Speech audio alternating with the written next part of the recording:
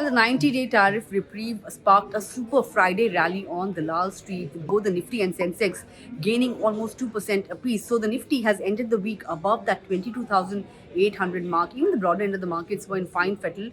Both the Nifty mid and small cap indices gained anywhere between 2 to 3% a week. And thanks to Friday's up move, the market managed to cut their weekly losses. So for the week, the Nifty was down 0.3%, not bad, given the kind of roller coaster ride that we saw over the week. For the mid cap index as well, it was a 0.3% kind of a cut for the week.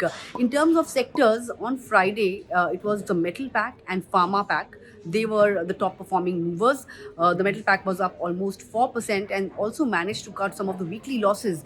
For the week, the Nifty Realty pack is down 4%, the Nifty Metal pack is down 3%, but FMCG managed to stand out with gains of 3%, given the fact that the FMCG pack saw good buying interest on Wednesday as well when the markets were fairly weak. In terms of the individual movers for the week, FMCG names like HUL and Titan were the top performers, gained in excess of 5% for the week. On the flip side, what didn't do well was Trent, down in double digits for the week, and Tata Steel as well.